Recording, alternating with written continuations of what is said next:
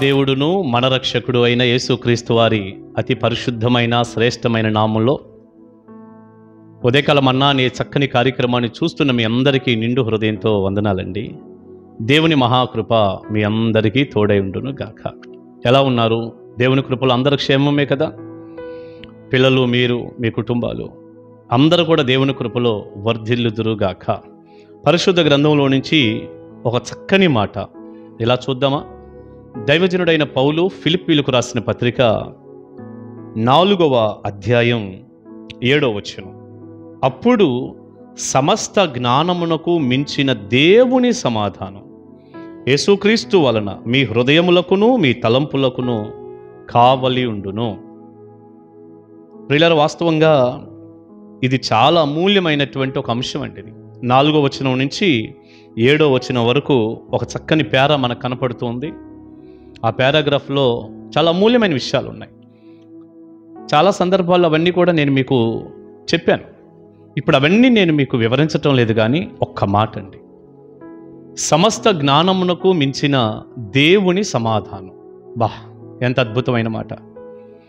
సమస్త జ్ఞానమునకు మించిన దేవుని సమాధానం కావాలా? ఇది మీకు కావాలి. ప్రతి మనిషికి కావలసింది దేవుని యొక్క సమాధానం.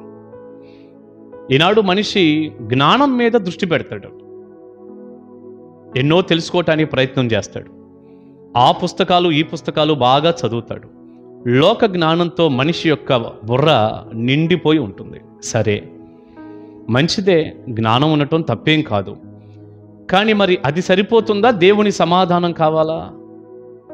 ఆ జ్ఞానమే గొప్పదా? దానికి మించింది ఏదైనా ఉందా? ఉంది. సమస్త జ్ఞానమునకు మించిన దేవుని సమాధానం. దేవుని సమాధానం అనేది ఈ లోకంలో ఉన్న సమస్త జ్ఞానానికి మించినది. ఇక దేవుని సమాధానంతో ఏది సాటి రాదండి. ఏంటి ఇంతకీ దేవుడిచ్చే సమాధానం అంటారా? 2 రకాల సమాధానాలు మనం చెప్పుకోవచ్చు. ఒకటి, మొట్టమొదటిగా మనిషికి కావాల్సింది ఏమిటి అంటే, దేవునికి మనిషికి సమాధానం కావాలి. అది యేసయ్య ఇస్తాడు. అదేంటండి దేవునికి మనిషికి సమాధానం అంటున్నారు? వారిద్దరి మధ్య ఏమన్నా గొడవ జరిగిందా? ఏమన్నా విరోధ భావం ఏర్పడిందంటారా?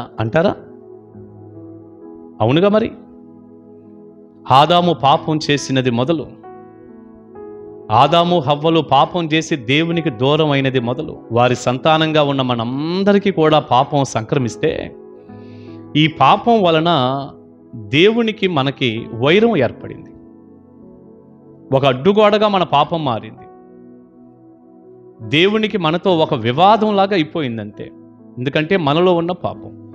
యేసయ్య కలువరి సిలువలో రక్తం కాచి ప్రాణం పెట్టినప్పుడు మన పాపం కొరకు కావలసినటువంటి ఆయన ప్రశస్తమైనటువంటి రక్తాన్ని సిలువలో కార్చాడు కదా. ఆ రక్తమునందు ఎవరైతే విశ్వాసం ఉంచుతారో, యేసయ్య బలియాగమునందు విశ్వాసం ఉంచుతారో, అంటే యేసు ప్రభువుని దేవుడిగా కలిగి ఉండి, అయ్యా నువ్వు మా కొరకు చనిపోయావు, సిలువలో రక్తం కార్చావు, మీ రక్తాన్ని మేము విశ్వసిస్తున్నామయ్యా, నేను పాపిని, నన్ను క్షమించని యేసు ప్రభు దగ్గరికి రాగలిగితే, యేసయ్య రక్తం మనిషిలో ఉన్న పాపాన్ని తీసివేసి పరిశుద్ధపరుస్తుంది.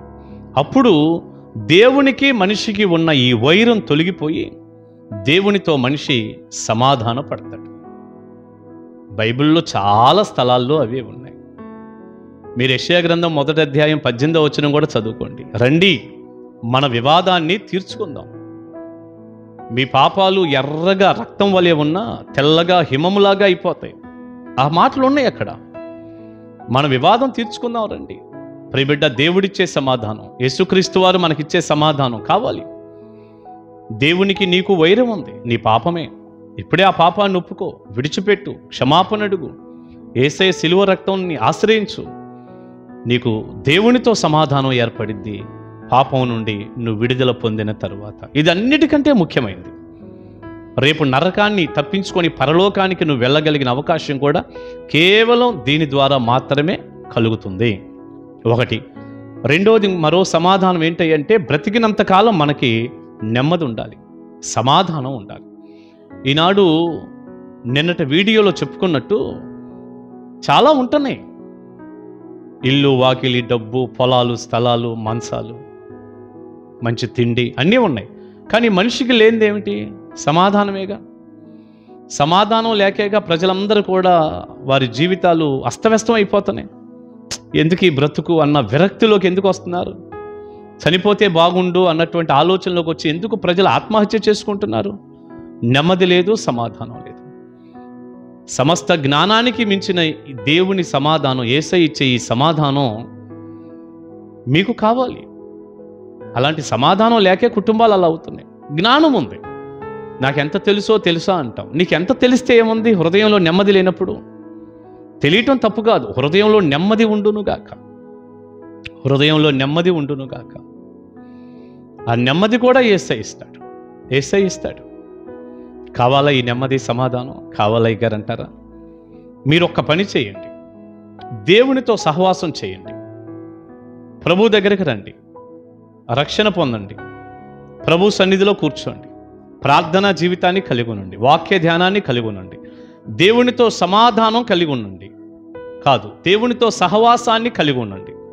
అప్పుడు అద్భుతమైన సమాధానం దేవుడు నీకు ఇస్తాడు. ఎక్కడుందా వచనం? నేను ప్రార్థన చేసే ముందు ఈ వచనం చదవనా? యోబు గ్రంథం 22వ అధ్యాయాన్ని గనక మనం చూస్తేనండి, 22వ అధ్యాయం 21వ వచనం మీరు ఒకసారి చూడండి. ఆయనతో సహవాసము చేసిన ఎడల నీకు సమాధానము కలుగును, అలాగున నీకు మేలు కలుగును.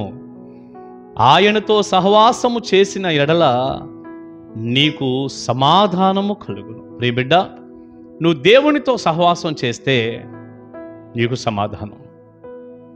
ఈనాడు చాలామంది మందిరానికి వచ్చి కూడా సమాధానం లేకుండా ఎందుకు గడుపుతారో తెలుసండి?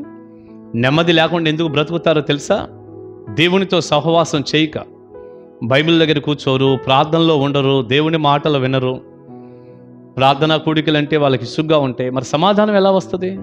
నువ్వు ఆయనతో సహవాసం చెయ్యి, దేవునితో ఎక్కువ గడుపు. ఎంత సమాధానం నీ కుటుంబంలోనికి వస్తుందో నువ్వే చూద్దువు కానీ.